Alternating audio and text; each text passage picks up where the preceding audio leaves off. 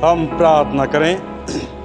सर्वशक्तिमान ईश्वर पिता, पुत्र और पवित्र आत्मा के नाम में आमीन। सर्वशक्तिमान ज्योत नगरकारी दल परमेश्वर, हम तेरे अनुग्रह, तेरी आशीष, सत्र जीवन के लिए धन्यवाद देते हैं पिता। प्रार्थना करते आज की इस घड़ी में जबकि हम तेरी स्तुति आराधना करना चाहते हैं, तो हमारे बीच में उपस्थित हो, हमारे मनों को शुद्ध और पवित्र कर कि हम सच्चे मन सच्चे हृदय से तेरी स्तुति आराधना धन्यवाद करें और तेरी आशीष, तेरे अनुग्रह, तेरा जीवन हमें बना रहे। यह प्रार्थना हम तेरे पवित्र यीशु ख्रीस्त नाम से मांगते हैं, आमीन। हम गीत गाएंगे, गीत नंबर 121, गीत नंबर 121, 121।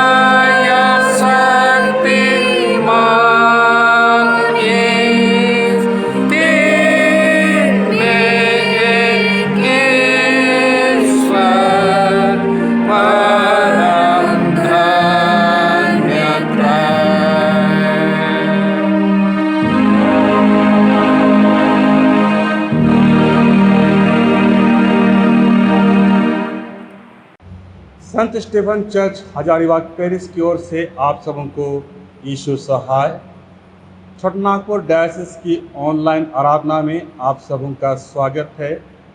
लॉकडाउन की इस घड़ी में जब हम लोग अपने अपने घर में कैद हैं, फिर भी हम आराधना स्तुति करने के लिए हम एकत्रित होते हैं। आज की इस घड़ी में हम लोग ऑनलाइन आराधना करते हुए प्रभु की महिमा करें और पेंतिकोस्त पश्चात आज दूसरा प्रभुवार है, हम प्रभु की महिमा करें। आइए हम प्रार्थना करें। प्रभु यीशु ख्रिस्त का अनुग्रह, परमेश्वर का प्रेम और पवित्र आत्मा की सहभागिता आप सबके साथ रहे और आपके साथ भी रहे। हम सत्य की प्रार्थना एक साथ कहें। हे सर्वशक्तिमान परमेश्वर, तेरे सम्मुख सबके हृदय खुले हैं, तो सबके अभिलाषाओं को जानता है और तुझसे कोई भी भेद छिपा नहीं है। अपने पवित्र आत्मा की प्रेरणा से हमारे हृदय के विचारों को शुद्ध कर, ताकि हम तुझसे पूर्ण रूप से प्रेम करें और योग्य रीति से तेरे पवित्र नाम की स्तुति करें, हमारे प्रभु यीशु ख्रिस्त के द्वारा। आमीन।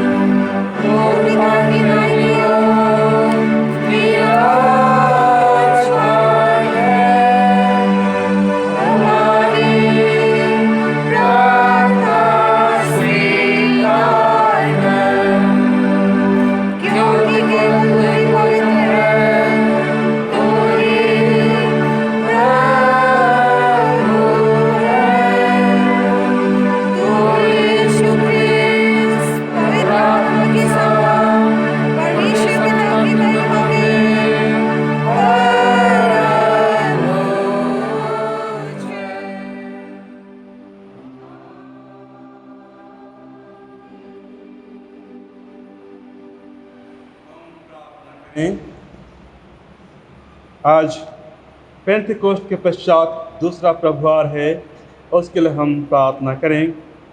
हे सर्वशक्तिमान परमेश्वर, हमारे प्रभु यीशु ख्रिस्त का पिता, तेरे पुत्र हम सच्ची धन्यता का आदर्श नमूना देखते हैं। हम तुझसे प्रार्थना करते हैं कि तू हमें उसके स्वरूप में नया जीवन प्रदान कर, ताकि हम उसके आज्ञा पालन के मार्ग पर चलते हुए उसकी अनंत धन्यता में संभागी होने पाएं। उसी के द्वारा जो तेरे पवित्र आत्मा के साथ एक परमेश्वर अब और सदा जीता और राज्य करता है। आमीन। हम अपने कलीसिया के लिए हम प्रार्थना करें। हे अटल सामर्थ और सनातन ज्योति के परमेश्वर, उस अद्भुत और पवित्र रहस्य पर जो तेरी संपूर्ण कलीसिया अनुग्रह दृष्टि कर और अपने निरंतर प्रबंध के शांति में प्रभाव के द्वारा मनुष्य के त्राण का कार्य आगे निभा, ताकि जो कुछ गिरा लिया गया है सो उठा दिया जाए और सारे सृष्टि से तब तक उसी के द्वारा पहुँचने पाए, जिसके द्वारा सब सृजी गई, अर्थात तेरा पुत्र हमारा प्रभु यीशु ख्रिस्त। आमीन। हम प्रत्येक मसीह परिवार के लिए हम प्रार्थना करें। हे प्रभु परमेश्वर, तो अपने लोगों को शांत से निश्चिंत रहने के स्थानों में वास कराता है। हम तुझसे विनती करते हैं कि सब ख्रिस्त ग्रहणों पर आशीष दे, उनसे दुष्ट आत्मा के सब फंदों को दूर कर और अपने पौत्र दूतों को अपने दासों की रक्षा शांति के लिए आवास करने दे, हमारे प्रभु यीशु ख्रीस्त के द्वारा। आमीन। आज DVSS का प्रभुवार है। हम DVSS के लिए हम प्रार्थना करें। हे सर्वशक्तिमान ज्योतिनगरकारी परमेश्वर, तूने अपने अनुग्रह से हमारे इस छोटनागपुर डायसिस में DVSS को स्थापित किया ताकि उसके द्वारा से लोगों की सुधि लिया जा सके। हम प्रार्थना करते हैं पिता, तू हर एक की अगुवाई प्रदान कर ताकि लोगों की सेवकाई के द्वारा से लोग तेरे संगति में आने पाएँ और तेरे अनुग्रह को, तेरी आशीष को, तेरे जीवन को पा सकें। तो हर एक अधिकारी को, हर एक कार्यकर्ता को तू अपनी अनुग्रह सराह से परिपूर्ण कर ताकि उनकी अगुवाई में दीन दुखियों की सुधि ली जा सके। यार, हम तेरे पौत्र यीशु ख्रीस्त नाम से मांगते हैं। आमीन। हम अपने देश के लिए हम प्रार्थना करें। हे समस्त राष्ट्रों के परमेश्वर, हम विनती करते हैं कि तू हमारे मातृभूमि पर करुणा की दृष्टि कर। राष्ट्रपति महोदय, प्रधानमंत्री और इस देश के सब अधिकारियों को बुद्धि और समझ प्रदान कर और उसके सब निवासियों को मेल मिलाप में एक साथ मिला दे। अपने जीवनदायक आत्मा के प्रकाश से उनकी मंत्रालय की ऐसी अगुवाई कर कि वो न्याय और स्वतंत्रता, कल्याण और कुशल चयन के मार्ग में आगे बढ़ते जाए। और यह वर दे कि जब तुझे भला जान पड़े वह अपने तेज और वैभव का धन तेरे पुत्र के राज्य में लाए, अर्थात हमारा प्रभु यीशु ख्रीस्त के द्वारा। आमीन। हम प्रार्थना करें, जितने भी इस समय बीमारी से, विशेष करके कोरोना नामक महामारी से ग्रसित हैं, उनके लिए हम प्रार्थना करें। सर्वशक्तिमान ज्योतिनगरकारी परमेश्वर, आज पूरा विश्व महामारी से दुखित है, पीड़ित है, तकलीफ में है। हम प्रार्थना करते हैं पिता, जितने भी इस समय महामारी की वजह से मर गए हैं, जो दुख उठा रहे हैं, तो उनके साथ हो। और के जो मर गए उनकी आत्माओं को शांति दे।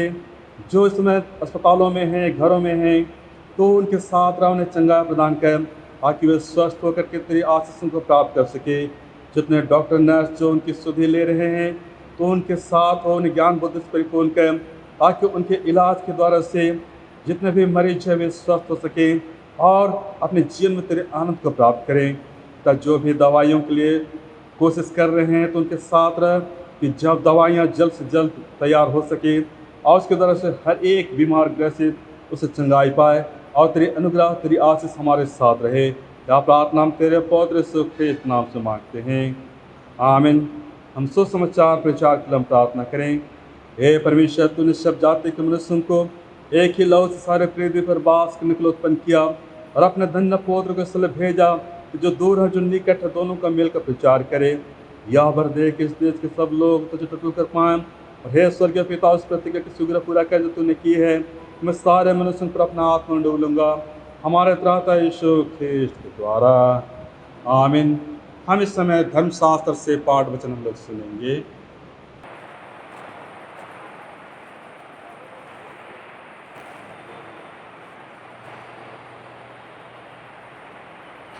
आज का ठहराया गया पहला पाठ पुराने नियम से यशायाह नबी की पुस्तक 61 अध्याय 1 पद से 4 पद एवं 8 से 9। यशायाह 61 1 से 4, 8 से 9। प्रभु यहोवा का आत्मा मुझ पर है, क्योंकि यहोवा ने सुसमाचार सुनाने के लिए मेरा अभिषेक किया और मुझे इसलिए भेजा कि खेदित मन के लोगों को शांति दूं, कि बंदियों के लिए स्वतंत्रता का और कैदियों के लिए छुटकारे का प्रचार करूं, कि यहोवा के प्रसन्न रहने के वर्ष का और हमारे परमेश्वर के पलटा लेने के दिन का प्रचार करूं, कि सब विलाप करने वालों को शांति दूं और सियोन के विलाप करने वालों के सिर पर की राख दूर करके सुंदर पगड़ी बांध दूं, कि उनका विलाप दूर करके हर्ष का तेल लगाऊं और उनकी उदासी हटाकर यश का ओढ़ना ओढ़ाऊं, जिससे वे धर्म के बांज वृक्ष और यहोवा के लगाए हुए कहलाएं और जिससे उसकी महिमा प्रकट हो। तब वे बहुत काल के उजड़े हुए स्थानों को फिर बसाएंगे, पूर्व काल से पड़े हुए खंडरों में वे फिर घर बनाएंगे।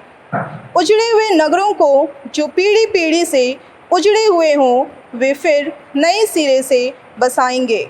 8 से क्योंकि मैं यहोवा न्याय से प्रीति रखता हूँ, मैं अन्याय और डकैती से घृणा करता हूँ, इसलिए मैं उनको उनका प्रतिफल सच्चाई से दूंगा और उनके साथ सदा की वाचा बांधूंगा।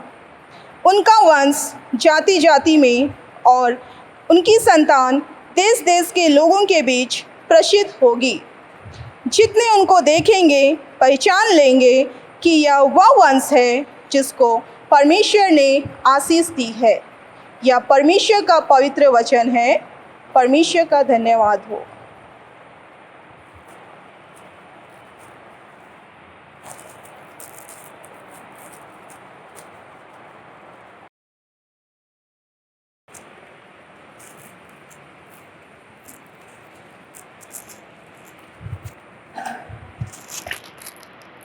आज का ठहराया गया दूसरा पाठ है नए नियम से कुरिन्थियों के नाम पौलुस प्रेरित की दूसरी पत्री, अध्याय 6 पद संख्या 3 से 10 तक। अध्याय 6 पद संख्या 3 से 10। हम किसी बात में ठोकर खाने का कोई भी अवसर नहीं देते ताकि हमारे सेवा पर कोई दोष न आए, परंतु हर बात से परमेश्वर के सेवकों के समान अपने सद्गुणों को प्रकट करते हैं। बड़े धैर्य से, कलेशों से, दरिद्रता से, संकटों से, कोड़े खाने से, कैद होने से, हुल्लड़ों से, परिश्रमों से, जागते रहने से, उपवास करने से, पवित्रता से, ज्ञान से, धीरज से, कृपालुता से, पवित्र आत्मा से, सच्चे प्रेम से, सत्य के वचन से, परमेश्वर की सामर्थ से, धार्मिकता से, हथियार जो दाहिने बाएं हाथों में है, आदर और निरादर से, दुर्नाम और सुनाम से, यद्यपि भरने वाले जैसे मालूम होते हैं तो भी सच्चे हैं, अनजानों के सदृश हैं तो भी प्रसिद्ध है, मरते हुओं के समान है और देखो जीवित है, मार खाने वालों से सदृश है परंतु प्राण से मारे नहीं जाते, शोक करने वालों के समान है परंतु सर्वदा आनंद करते हैं, कंकालों के समान है परंतु बहुतों को धनवान बना देते हैं। ऐसे हैं जैसे हमारे पास कुछ नहीं तो भी सब कुछ रखते हैं। यह परमेश्वर का पवित्र पाठ वचन है।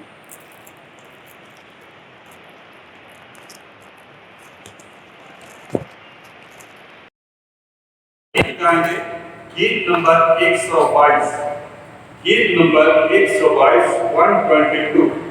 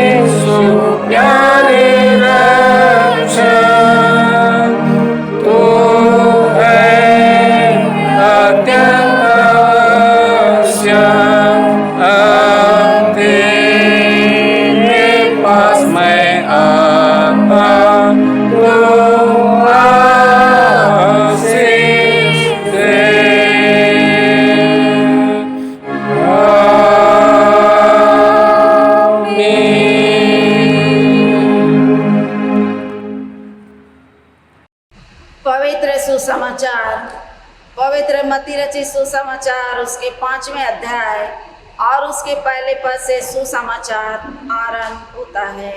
हे प्रभु यीशु क्रिस्त तेरी महिमा हो। पवित्र मत्ती रचित सुसमाचार 5वां अध्याय और उसके पहले पद से।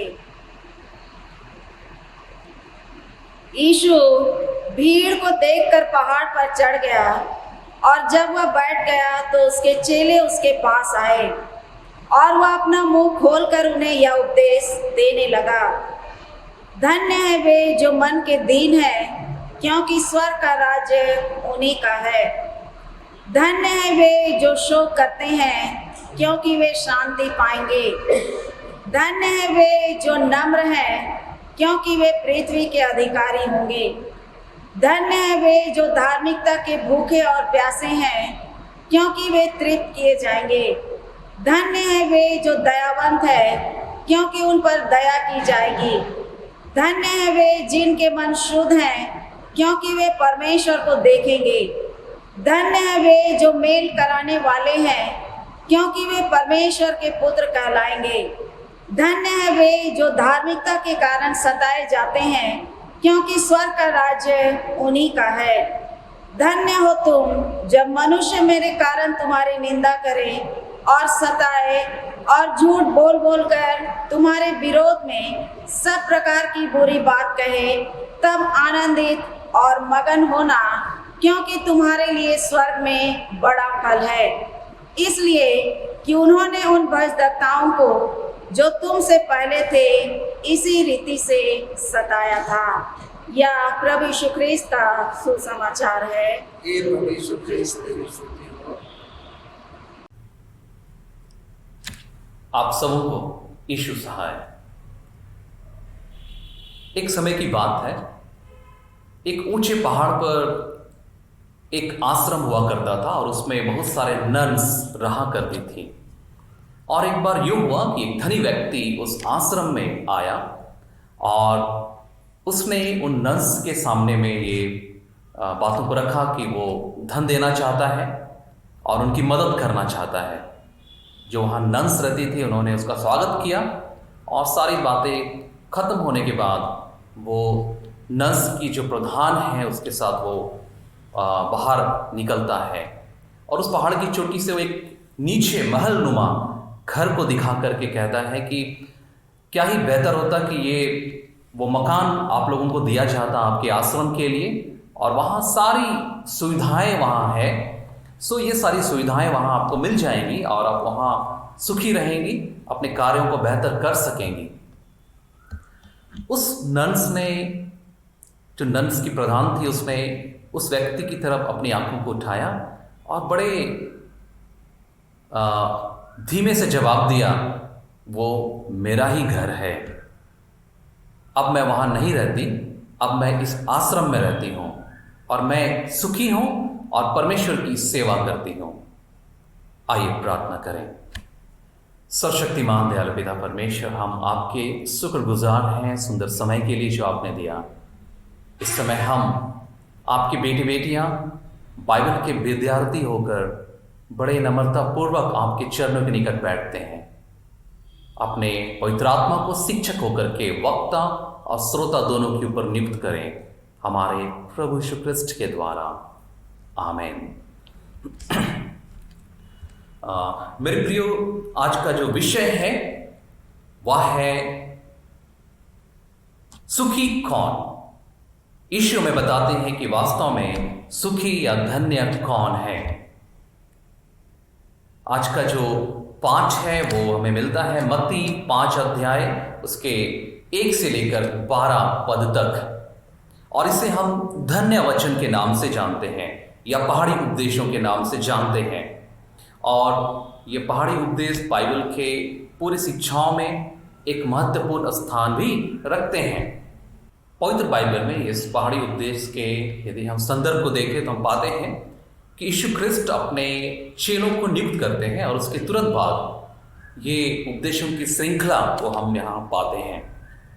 कुछ बाइबल के विद्वान कहते हैं कि ये यीशु ख्रिस्ट के द्वारा अपने चेलों को दिए गए कुछ दिशा निर्देश हैं जो उनके उत्कृष्ट मसीह जीवन के लिए आवश्यक रहे हैं। कुछ लोग कहते हैं the ordination address of the 12, ये यीशु क्रिस्ट का ऑर्डिनेशन एड्रेस के रूप में वो देखते हैं। मेरे प्रियो, धन्य वचन जो है या नए नियम की जो भाषा है, बोलचाल की भाषा अरामी है, और इस भाषा का वहाँ इस्तेमाल किया गया है। और ये अरामी भाषा इब्रानी भाषा बोलने वालों के लिए ये बोलचाल की भाषा थी। ये धन्य वचन जो बोले गए हैं ये अरामी भाषा में बोले गए हैं। जब हम इस वचन पर चिंतन करेंगे तो इन ग्रीक और इब्रानी भाषा की मदद लेंगे कि हम इनके शब्दों को बेहतर रूप से सीख सके। मत्ती 5 अध्याय उसके 3 पद में हम आगे पढ़ते हैं तो एक जो शब्द है वो लगातार इस्तेमाल किए गए हैं और वो है धन्य है वे, धन्य है वे, ऐसे बार बार बोला गया है। ये जो धन्य जो शब्द है ये इब्रानी में जो है वो भाव को प्रकट करते हैं, एक्सक्लेमेटरी शब्द हैं, एक्सक्लेमेशन के शब्द हैं। और ग्रीक भाषा में इसके लिए जो शब्द है वो है मकारियस, ये भाव को प्रकट करता है, ये भाव को प्रकट करता है। ये एक ऐसे भाव को प्रकट करता है जो एक जिसमें आनंद की अनुभूति है, गॉड लाइक जॉय हम इसे कहते हैं। और ये एक ऐसे आनंद की अनुभूति को प्रकट करता है जिसका स्रोत जो है वो बाहर ना हो लेकिन हमारे अंदर हो, और वो किसी बाहरी ताकत से प्रभावित ना हो, वो अनटचेबल हो, सेल्फ कंटेन्ड, कंप्लीट इंडिपेंडेंट हो। इस भाव को वो धन्य शब्द जो है वो प्रकट कर रहा है। तो जब हम इस शब्द का इस्तेमाल करते हैं इस बात को ध्यान रखें। और ये धन्य वचन जो बोले गए हैं ये उनके लिए बोले गए हैं जो जिन्होंने इस स्थिति को प्राप्त कर लिया है, उनके लिए ये शब्दों को बोला जा रहा है। यूहन्ना 16 अध्याय उसके 22 पद में वचन कहता है, यहां हम देख पाते हैं इसको, लिखता है उसी प्रकार तुम्हें भी अब तो शोक है परंतु मैं तुमसे फिर मिलूंगा और तुम्हारे मन आनंद से भर जाएंगे और तुम्हारा आनंद कोई तुमसे छीन ना लेगा। एक ऐसे आनंद को बताता है जो छीना नहीं जा सकता, जो भौतिक वस्तुओं पर निर्भर ना हो। मत्ती 5 अध्याय 3 पद में हम आगे बढ़ते हैं, लिखता है धन्य है वे जो मन के दीन हैं क्योंकि स्वर्ग का राज्य उन्हीं का है। Blessed are the poor in spirit. Greek में इसके लिए 2 शब्द हैं और इब्रानी में भी 2 शब्द हैं। जो पहला शब्द है अन्य और दूसरा है इबियोन, अन्य और इबियोन। इब्रानी की ये शब्द जो है वो एक भाव को प्रकट करते हैं, वो गरीबी के भाव को प्रकट करते हैं। और उससे वो ये जो इब्रानी का ये शब्द है उसे ये शब्द 4 स्तर पर एक व्यक्ति के व्यक्तित्व को प्रकट करता है जो गरीब है। उसका मतलब क्या है? पहली बात कि यह शब्द जो है वो एक साधारण गरीबी को प्रकट कर रहा है।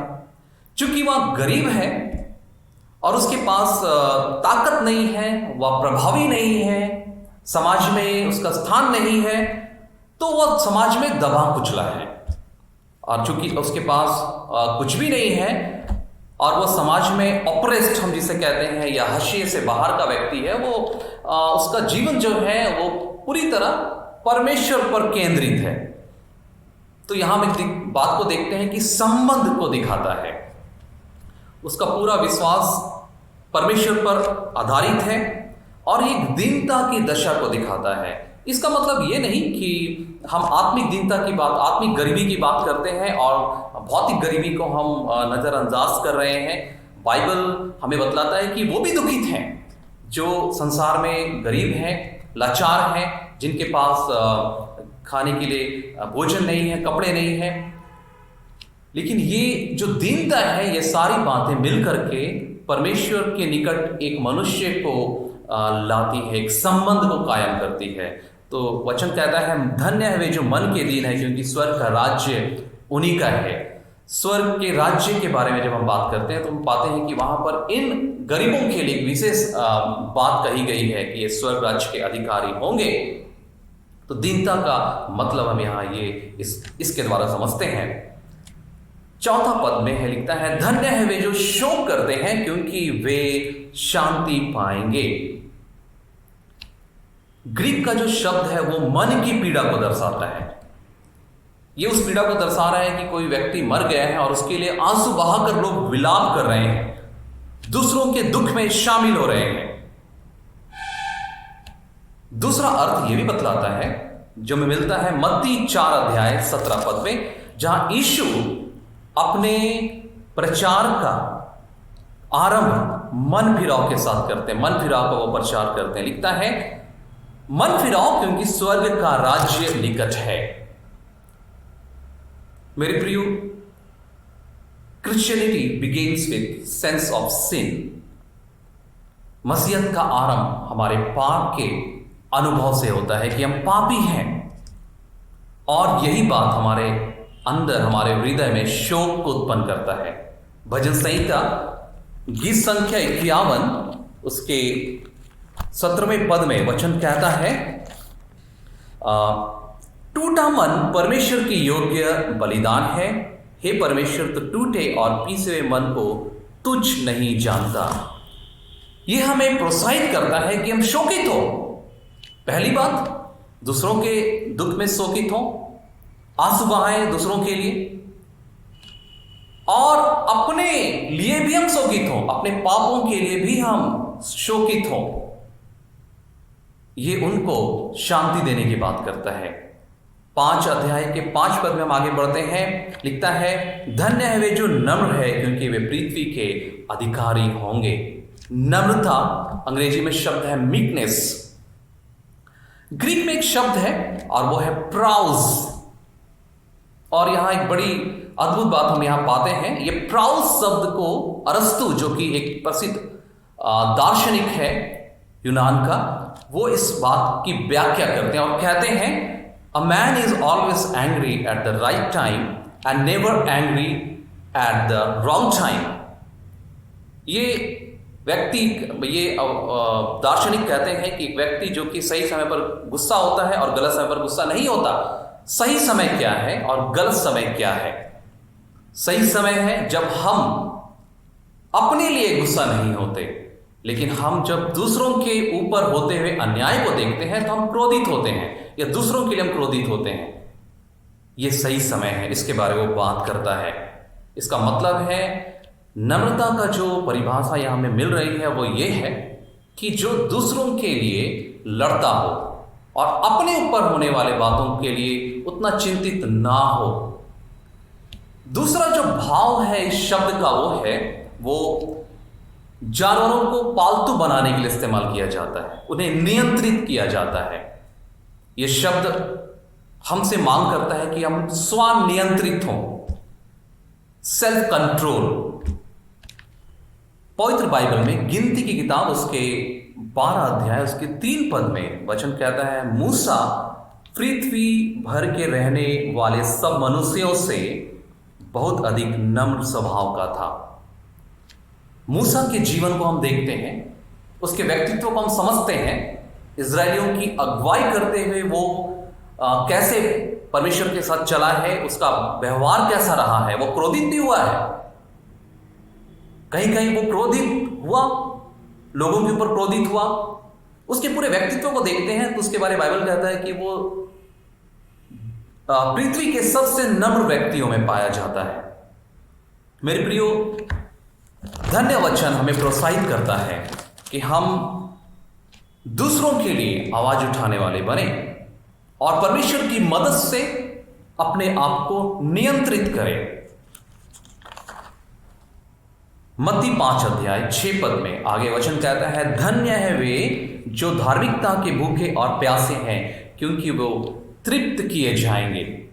धार्मिकता शब्द जो है ये अपने आप में एक गहन अर्थ को रखता है, और जो ग्रीक के लिए जो शब्द है वो इस बात को और ज्यादा हमारे सामने स्पष्ट करता है। यहां पाते हैं 5 अध्याय के 6 पद में, जो धार्मिकता के भूखे और प्यासे हैं वे तृप्त किए जाएंगे। जब हम भूखे और प्यासे होते हैं तो हम अधूरा खाना नहीं खाते। यदि आप प्यासे हैं तो अधूरा भोजन नहीं करेंगे, आप आधा गिलास पानी नहीं पिएंगे, लेकिन आप अपने प्यास को तृप्त करने के लिए पानी पिएंगे।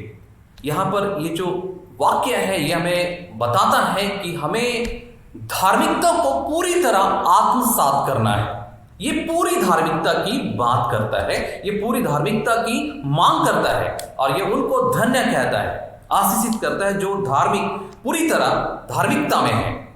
वचन कहता है कि हमारी और आपकी धार्मिकता सदूकियों और फरीसियों से बढ़कर होनी चाहिए। कहने का मतलब है कि हम धार्मिकता वाली बात केवल ना करें, लेकिन हमारा आचरण भी धार्मिकता वाली होनी चाहिए। ये धार्मिकता जो है हमारे एक संपूर्ण जीवन के उस पहलू के बारे में बात करता है जहां पर हम बिल्कुल परमेश्वर के योग्य बनते हैं। मत्ती 5 अध्याय 7 पद में पाते हैं आगे, धन्य है वे जो दयावंत हैं क्योंकि उन पर दया की जाएगी। दयावंत, मर्सीफुल होना, दयावंत होना। याकूब 2 अध्याय उसके 13 पद में वचन बड़ा स्पष्ट कहता है, मैं पढ़ना चाहूंगा। याकूब की पत्री का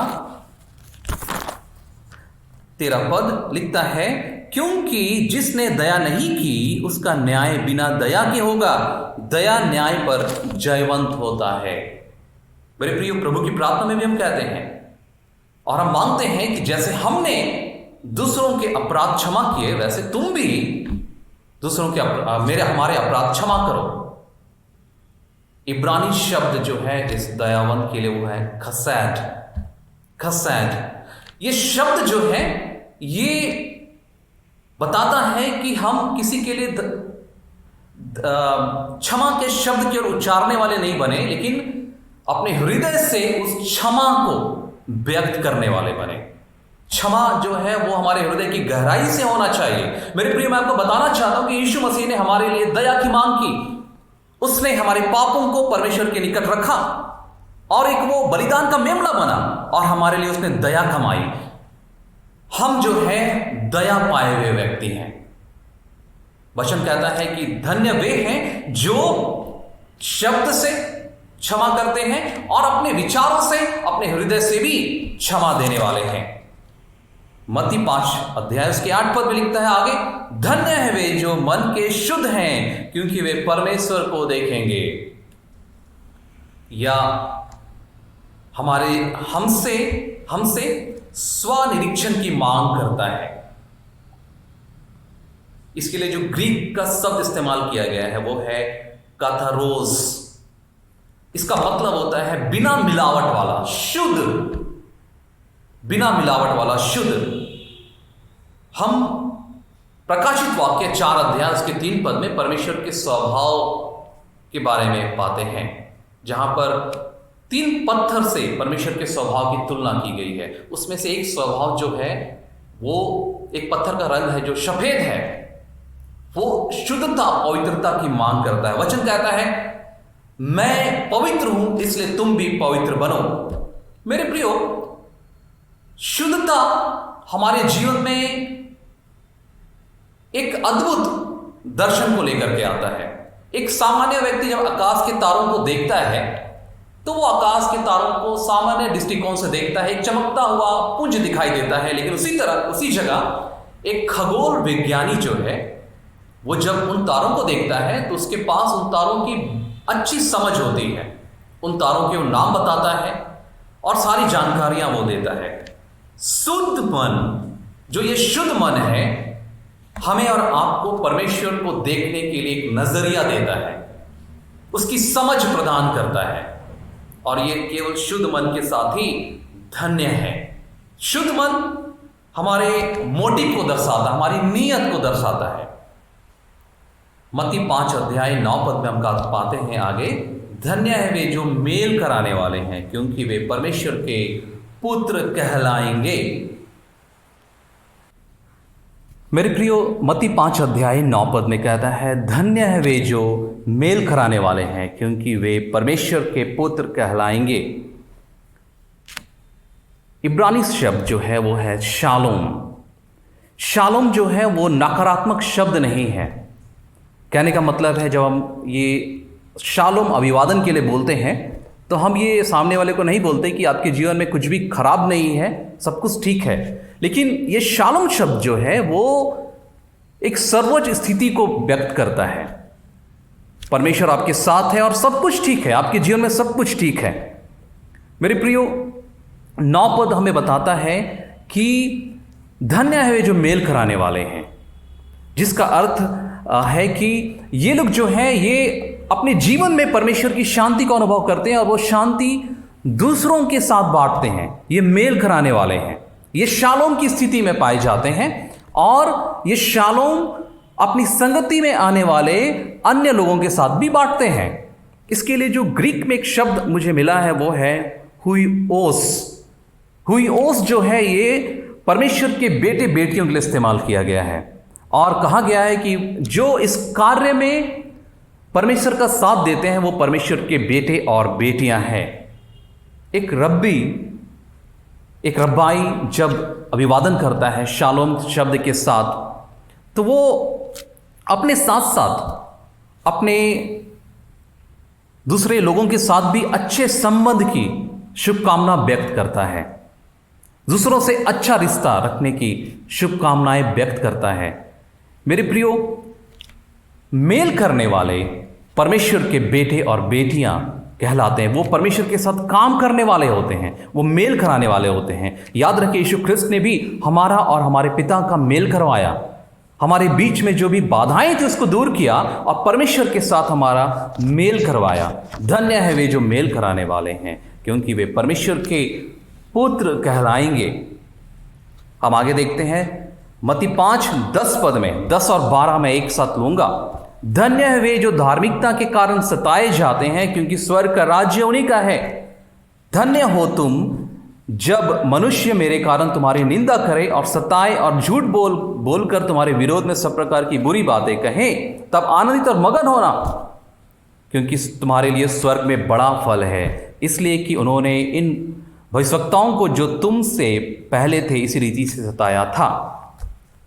मेरे प्रियो, आरंभिक कलीसिया का इतिहास रक्त से भरा हुआ है, सताहट से भरा हुआ है। मैं आपको स्मरण दिलाना चाहता हूं, जो पहले मसीह कहलाए अंताकिया में कहलाए।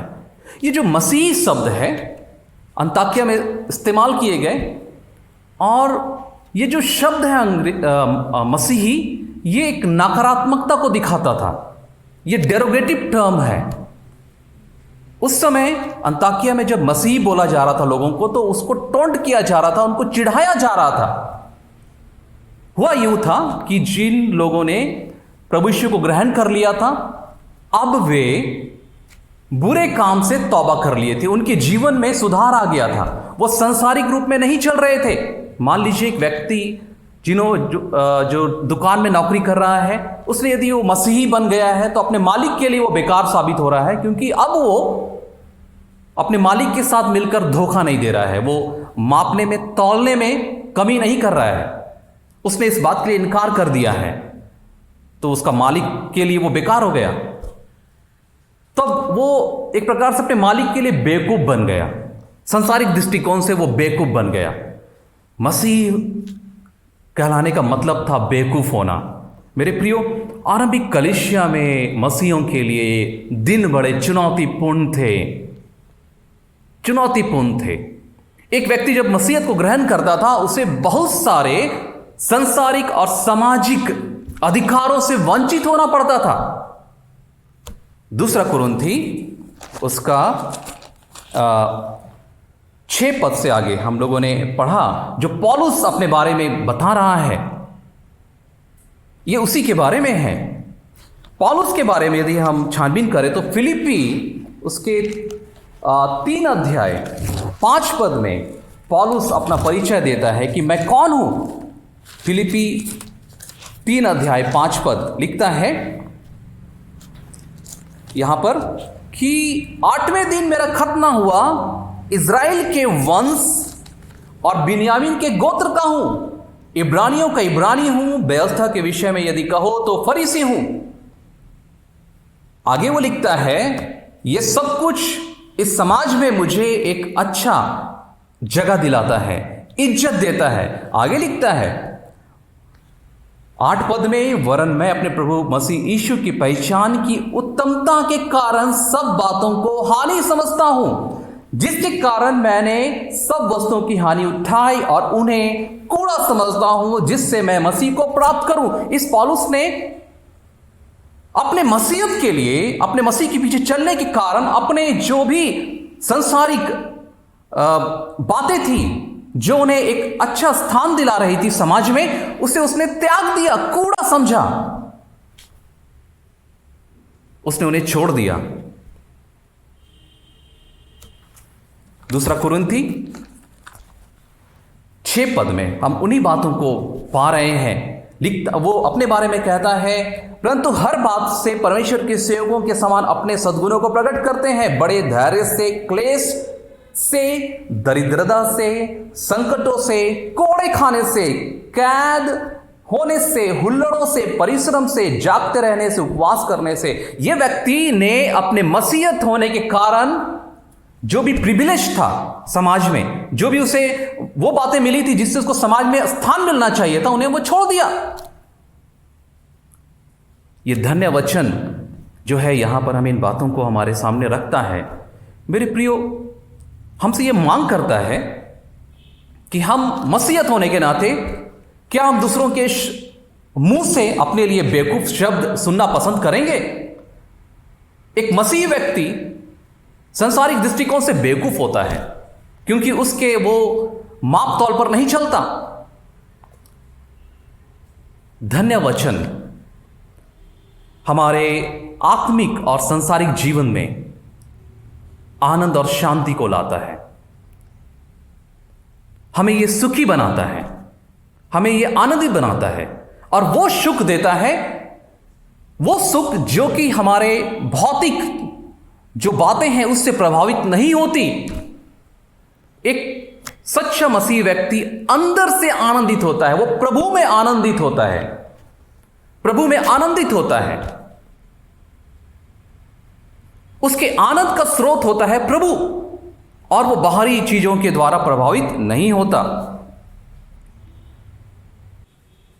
मेरे प्रियो, वर्तमान समय में हम एक ऐसी परिस्थिति का सामना कर रहे हैं जहां पर सब कुछ तहस नहस हो चुका है।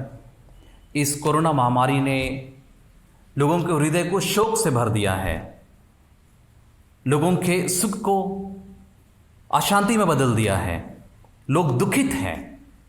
धन्य वचन हमें ऐसे परिस्थिति में अपने अंदर उस सुख को खोजने के लिए प्रेरित करता है जो परमेश्वर से पर आधारित हो, जिसका स्रोत परमेश्वर हो, जो भौतिक या बाहरी चीजों से प्रभावित ना हो। और यह हमारे व्यक्तित्व को इस रूप में निर्माण करता है कि हम अपने जीवन के, मानवीय जीवन के सर्वोच्च अनुभूतियों को स्पर्श करते हैं, परमेश्वर के स्वरूप को प्राप्त करते हैं। और ऐसा करने के द्वारा हम न केवल अपने जीवन का पुनः निर्माण करते हैं, लेकिन अपने इर्द गिर्द के व्यक्तियों का, लोगों का और समाज का भी पुनः निर्माण करते हैं। हम उनके लिए सुख का संदेश ले जाते हैं, हम उनके लिए शांति का संदेश लेकर के जाते हैं। धन्य वचन हमें इस महामारी के काल में एक प्रचारक बनाता है जो अपने जीवन में, अपने जीवन के द्वारा अर्जित किए गए सुख के स्रोत के द्वारा दूसरों को भी सुखी बनाए।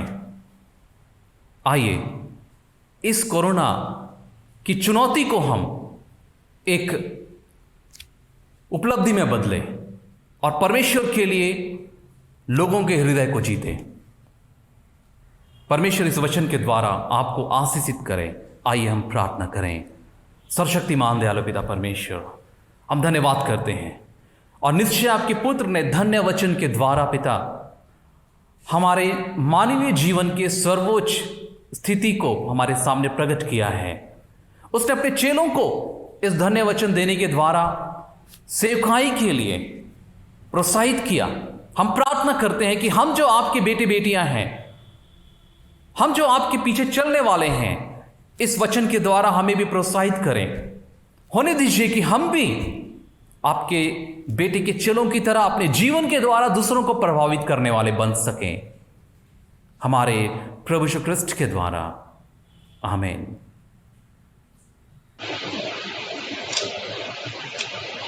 हम इस समय सब खड़े होकर के प्रेरितों का विश्वास वचन एक साथ अंगीकार करेंगे।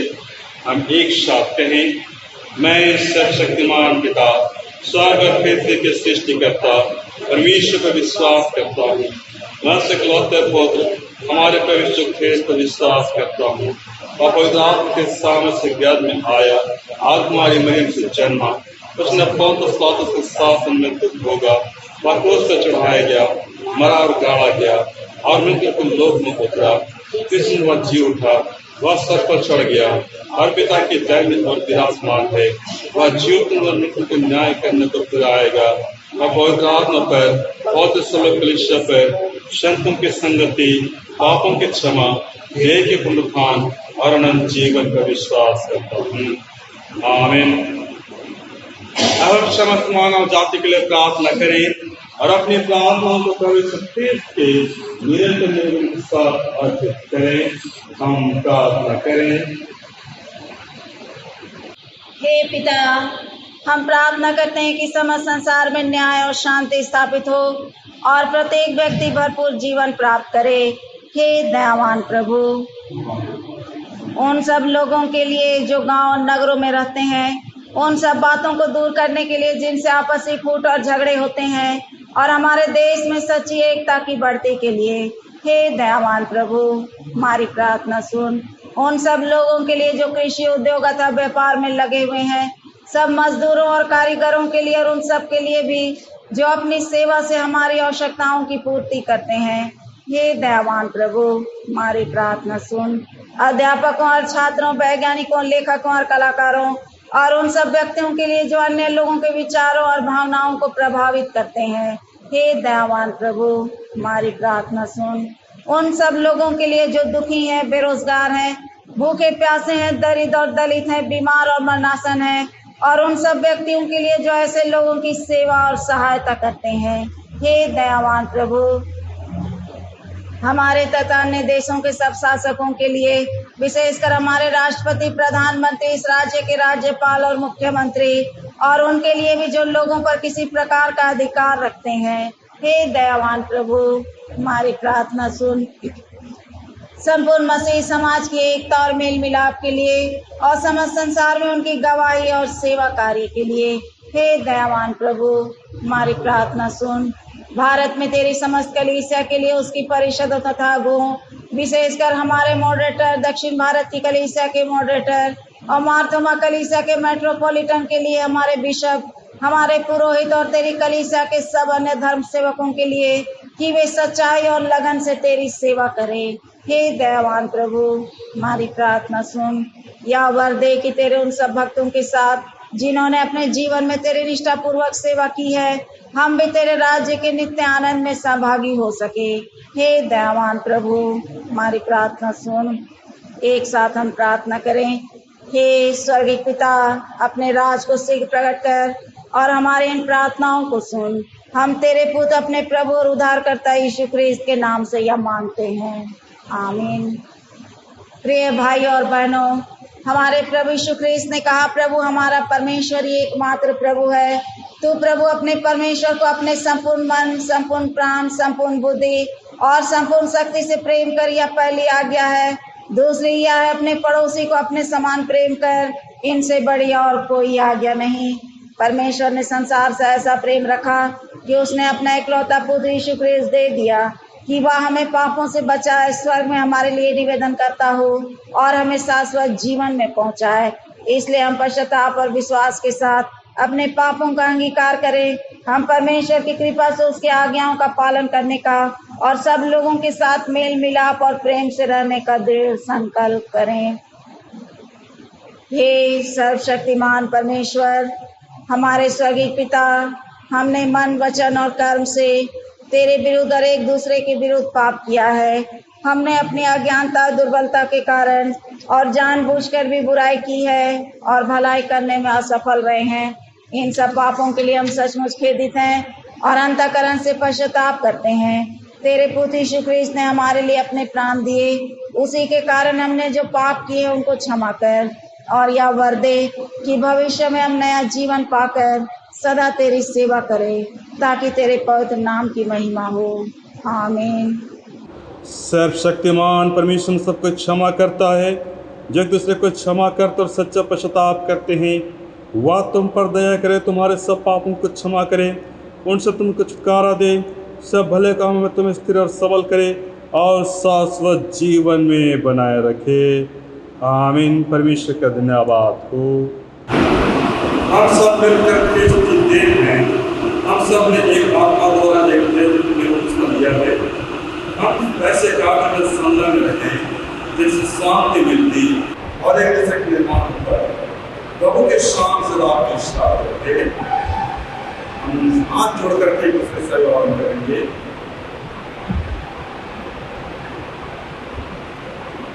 हम इस समय गीत गाएंगे, गीत नंबर 159, गीत नंबर 159, 159।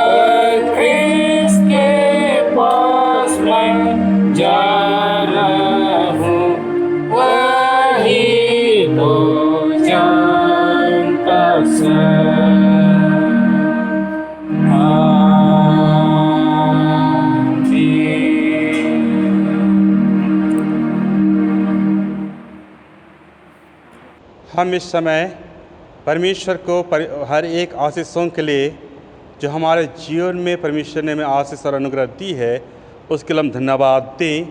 जिनका जन्मदिन है, जिनका शादी का वर्षगांठ है, या फिर जो बीमारी से चंगाई पाए हैं, जो यात्रा से अपने घरों को लौटे हैं, या किन्हीं कारणों से परमेश्वर को धन्यवाद देना चाहते हैं, अपने स्थानों में खड़े हो जाएं। हम उनके लिए प्रार्थना करेंगे। भजन संहिता 103 उसका 1 से 8 पद हम लोग सुनेंगे। भजन संहिता 103 उसका 1 से 8 पद। हे मेरे मन यहोवा को धन्य कह, और जो कुछ मुझ में है वह उसके पवित्र नाम को धन्य कहे। हे रे मेरे मन यहोवा को धन्य कह, और उसके किसी उपकार को ना भूलना। वही तो तेरे सब अधर्म को क्षमा करता और तेरे सब रोगों को चंगा करता है। वही तो तेरे प्राण को नष्ट होने से बचा लेता है और तेरे सिर पर करुणा और दया का मुकुट बांधता है। वही तो तेरी लालसा को उत्तम पदार्थों से तृप्त करता है, जिससे तेरी जवानी उकाब के समान नहीं हो जाती है। यहोवा सब पिसे हुओं के लिए धर्म और न्याय के काम करता है। उसने मूसा को अपनी गति और इस्राएलियों पर अपने काम प्रकट किए। यहोवा दयालु और अनुग्रहकारी, विलम्ब से कोप करने वाला और अति करुणामय है। पिता की और पौत्र की और पवित्र आत्मा की महिमा हो, जैसे आदि में थी, अब और सदा और जुगान जुग होती रहेगी। आमीन। हम प्रार्थना करें। सर्वशक्तिमान जीवित नगरकारी दयालु परमेश्वर, हम तो धन्यवाद देते हैं पिता कि तूने हमसे प्रेम किया, हम पर अनुग्रह किया, अपने जीवन अपने आशीषों से हमें परिपूर्ण किया है। धन्यवाद देते हैं पिता आज के इस घड़ी में, जबकि हम तेरी स्तुति आराधना करते हैं, हम प्रार्थना करते इस समय तेरे उन प्रियजनों के लिए जिनको तूने उनके जन्मदिन के अवसर पर ले पहुंचाया है। धन्यवाद देते हैं कि तूने उनके पिछले जीवन में उनके रक्षा रखवाले की सब प्रकार के मृत्यु से, परीक्षाओं से, विपत्तियों से बचाए रखा और अपनी आशीषों से, अपने अनुग्रह से परिपूर्ण किया है। धन्यवाद देते तो प्रार्थना करते हैं पिता, तो उनके आने वाले जन्म में उनकी अगुवाई कर, ताकि वे जिस प्रकार से एक नए जन्मदिन को मनाने पाए हैं, उस प्रकार से आने वाले समय में भी तेरा धन्यवाद तेरी महिमा करते रहें। तेरा धन्यवाद करते हैं पिता तेरे उन प्रियजनों के लिए जिनके विवाह का वर्षगांठ है, जिन्होंने अपने विवाहित जीवन सुखीपूर्वक अनंतपूर्वक अब तक बिताया है। हम धन्यवाद देते हैं पिता और प्रार्थना करते हैं उनके आने वाले जन्म में उनके सहारा हो, उन्हें आशीष परिपूर्ण कर, एक दूसरे के दुख सुख में सहभागी होने के लिए उनकी अगुवाई कर, ताकि वे एक दूसरे से प्रेम और भरोसा रखते हुए तेरे मार्ग में आगे बढ़ते हुए तेरे जीवन को पाएँ। प्रार्थना करते हैं पिता इस समय तेरे उन प्रियजनों के लिए जो किसी प्रकार के दुख और विपत्ति से पीड़ित हैं, तकलीफ में पड़े हुए हैं, बीमार है, मरणासन हैं, लेकिन अब तूने उन्हें चंगाई दी है और अब वे स्वस्थ होकर के तेरा धन्यवाद करना चाहते हैं। प्रार्थना करते तो अपने अनुग्रह से परिपूर्ण कर, और जिस प्रकार से तूने मृत्यु से बचाया है, आने वाले जीवन में उनकी सहायता कर, ताकि वे स्वस्थ रहते हुए अपने जीवन के हर एक काम के द्वारा तेरी महिमा और गवाही को प्रकट करते रहें। हम प्रार्थना करते हैं पिता इसी के साथ ही जितने प्रियजन जो विदेशों में, बाहरों में रहते थे और अपने प्रियजनों के पास सुरक्षित लौट आए हैं, धन्यवाद देते हैं पिता कि तूने उनकी यात्रा में उनकी सहायता और अगुवाई प्रदान की और उनका सुरक्षित अपने प्रियजनों के बीच में ले पहुंचाया है। प्रार्थना करते हैं इस प्रकार से तूने उनकी सहायता की है, तो सदा उनके जीवन में अगुवाई प्रदान कर, शैतान के हर विपत्तियों से, पाप से, मृत्यु से बचा रख और अपनी आशीष, अपने अनुग्रह और अपने जीवन से परिपूर्ण कर। प्रार्थना करते हैं पिता इसी के साथ ही जीवन के हर एक पल, हर एक क्षण, चाहे किसी प्रकार के दुख और विपत्ति और कठिनाइयाँ हमारे जीवन में आई, लेकिन तूने हमसे प्रेम किया और हमें हर प्रकार से बचाए रखा, इसके लिए हम धन्यवाद देते हैं। और प्रार्थना करते हैं पिता विशेष करके तो हमारे आने वाले समय में हमारी अगुवाई प्रदान कर, ताकि हम तुझ में और तेरे प्रेम और तेरे भय में बने रह करके आगे बढ़ते रहें और तेरी आशीष में सदा बनी रहे। यहाँ प्रार्थना हम तेरे पौत्र यीशु ख्रीस्त नाम से मांगते हैं, आमीन। अब हम इस भेंट को और इसके साथ अपने आप को परमेश्वर की महिमा के लिए अर्पित करें। हम प्रार्थना करें। सर्वशक्तिमान परमेश्वर, जगत के सृष्टिकर्ता, सब तत्व से प्राप्त होती है और तेरी संपत्ति में हम तुझको भेंट चढ़ाते हैं। हम तुझसे विनती करते हैं कि तू इस दान को अपने नाम की महिमा और अपने लोगों की भलाई के लिए स्वीकार कर, हमारे प्रभु यीशु ख्रीस्त के द्वारा, आमीन। हम प्रार्थना करें। सर्वशक्तिमान जीवित अनुग्रहकारी परमेश्वर, हम तेरे अनुग्रह, तेरी आशीष, तेरे जीवन दान को धन्यवाद देते हैं पिता कि तूने हमसे प्रेम किया, हम पर अनुग्रह किया और हमें एक आशीष से जीवन से परिपूर्ण किया है। प्रार्थना करते हैं पिता आज के इस घड़ी में, जबकि हम अपने अपने घरों में रहते हुए आराधना स्तुति करते हैं पिता, तो हम जहाँ कहीं भी हैं तो हमारे हर एक के साथ रहा, हमें अपने अनुग्रह से और अपनी आशीष और अपने जीवन से परिपूर्ण कर। प्रार्थना करते हैं विशेष करके इस संसार में इस समय जबकि कोरोना नामक बीमारी फैली हुई है, लोग आज दुख से भरे हुए हैं, तकलीफ से भरे हुए हैं, तो उनकी सहायता कर, उन्हें चंगाई दे, उन्हें स्वस्थ जीवन दे, ताकि वे चंगाई पा करके तेरे अनुग्रह को पाएँ और अपने जीवन के द्वारा तेरी महिमा और गवाही को प्रकट करते रहें। प्रार्थना करते हैं पिता, जितने वे लोग जो यात्रा में हैं तो उनकी यात्रा के अंतिम घड़ी तक उन्हें ले पहुँचा, ताकि वे अपनी यात्रा पूर्ण करते हुए तेरी आशीष को पाए और अपने जीवन में तेरी महिमा करने पाएँ। प्रार्थना करते हैं पिता, तूने एक अवसर हमें दिया है कि आज हम यहाँ पर एकत्रित होकर के तेरी महिमा से आराधना करने पाते हैं। तो हमारे हृदय में वास कर, तो सदा हमारी अगुवाई कर, ताकि हम जहाँ भी रहें तेरी अगुवाई में सुरक्षित रहें। तेरी आशीष, तेरे अनुग्रह, तेरी शांति हमें बना रहे और हम तुझ में बने रहें। हम प्रार्थना करते हैं विशेष करके इस समय उन बच्चों के लिए जो पढ़ाई लिखाई करते हैं। आज लॉकडाउन के कारण से उनके स्कूल बंद है और वे बहुत सारे बच्चे ऑनलाइन पढ़ाई कर रहे हैं। तो उनकी अगुवाई कर, ताकि वे अपनी पढ़ाई अच्छी तरह से कर सके और ज्ञान उनमें बना रहे, तेरी आशीष, तेरे अनुग्रह बनी रहे और तुझ में प्रेम, तेरी अनुग्रह में बने रहकर के तेरे प्रेम को पा सकें और अपने अनुग्रह और अपने आशीषों से परिपूर्ण कर। या प्रार्थना हम तेरे पौत्र ख्रिस्त नाम से मांगते हैं, आमीन। हम प्रभु की प्रार्थना एक साथ कहें। हमारे प्रभु, हे हमारे पिता, तुझ स्वर्ग में है, प्रणाम पौत्र माना जाए, तेरा राज आए, तेरी संपूर्ण होती है वैसे पृथ्वी पर भी हो। हमारे दिन पर रोटी आज हमें दे, हमारे अपराधों को क्षमा कर जैसे हम अपराधों को क्षमा किया है। हमें परीक्षा में ना डाल, परंतु बुराई से बचा, क्योंकि राज, पराक्रम और महिमा अब और सर्वदा तेरी है, आमीन।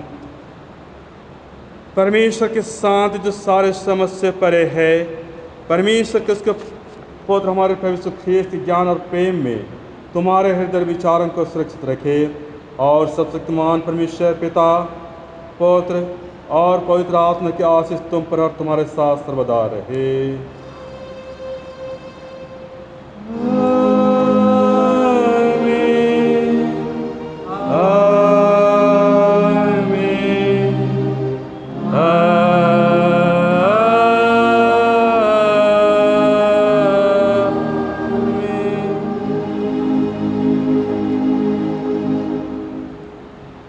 हम गीत गाएंगे, गीत नंबर 209, गीत नंबर 209, 209।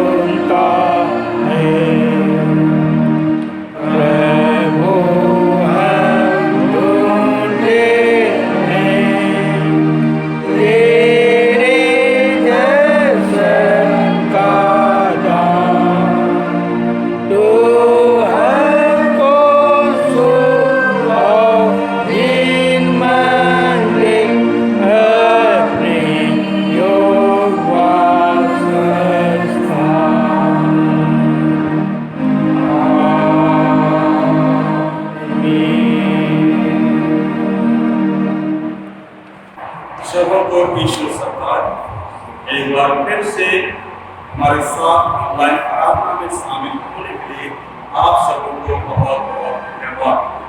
अब घर पर रहे, सुरक्षित रहे, स्वस्थ रहे।